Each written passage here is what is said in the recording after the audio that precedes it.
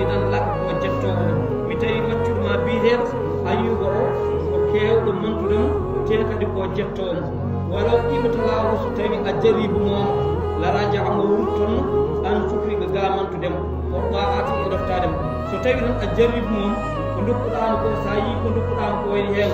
sa yi tan a jaribu moom an Allah a yiyat o woppu ɗeɗo gueɗe fof o natta mantudemo o natta rewdemo fa qala lahu llahu Allah wiyani Iblis in talaka wellitu fakat salaktuka mi welli mi wurtima e dow ganduɗa hoorema maalo hu e jawdi makko ya ande mi wurtima e jawdi makko tawde ko ɗum gonɗa hasidadema jawdi makko ndi mi wurtima hen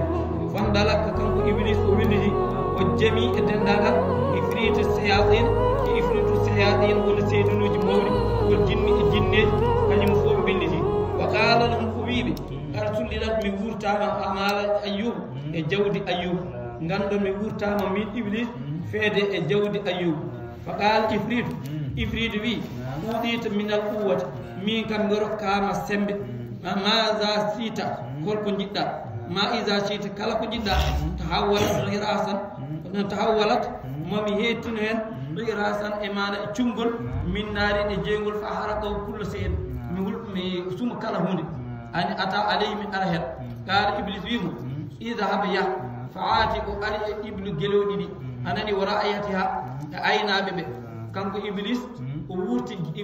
jinni o yo yaatu manani e dammiri wonande oɗo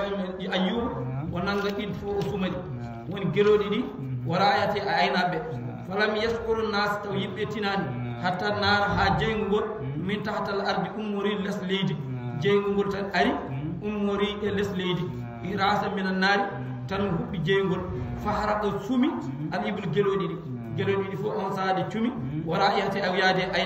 aynaɓe kadi cumori hatta ata ala akhiriha jeygol ngol ari sumi ha ari wattan woni dendagal ko wonno ɗo ngelawba limtitema yeehi maayi yaadi kadi aynaɓe suma ja Iblis refti kadi Iblis ari ala suratin